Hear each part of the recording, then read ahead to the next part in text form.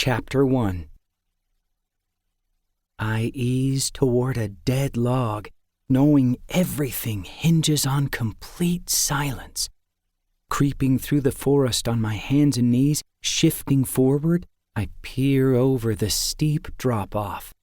The cougar will pass below me on the ridge any second.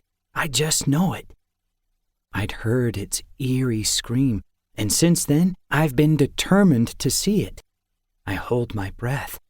Was that a whisper of sound? Cocking my head, I focus hard, my nerves tingling. He's close, not on the narrow trail far below like I'd thought, but right here. I clutch the knife Papa gave me, sliding open its blade. Maybe I should have brought a bigger weapon. It's a struggle to keep my breath from coming too loud in the stillness. If I could make it to the broad oak tree to my left, I could protect my back. There's another slim whisper of movement. The longing to see him and the desire to run are at war in my mind. Nearby, a crow caws. The sound jolts me into motion, and before I know it, the rough bark of the oak is gritting against my back. Searching wildly for the cougar, my foot tangles in a root. As I snatch at the tree, the knife slips from my grasp, and I suck in a harsh breath, goosebumps spreading. He's behind the tree.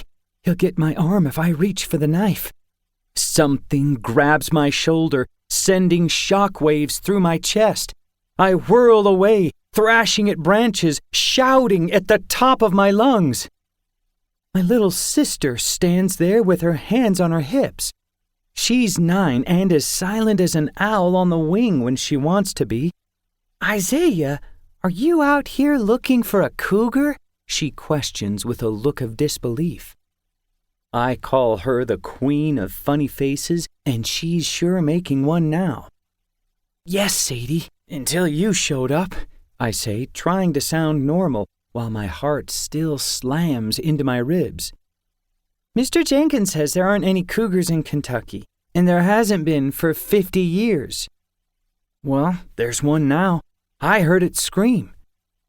Her eyes widen. "When?" I look back down at the path, pick up the knife, knowing every chance of seeing him is ruined now. When I took out the garbage for Grammy last week.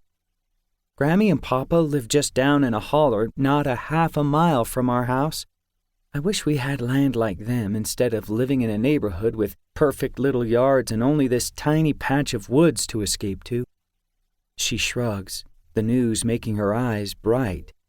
"Mom told me to come and get you." That message makes me grin. "Really?" "Race you," she says, then takes off through the woods. "That's not fair!" I run after her, emerging from the small patch of woods, heading toward our house. Even though I'm tall for a 12-year-old, I'm big-boned like Dad, and I know I'll never beat her at a foot race when she has a head start. Still, I give it my best shot. Mom's calling us in early can only mean one thing. She and Dad have decided where we're heading for the last week of vacation before school starts.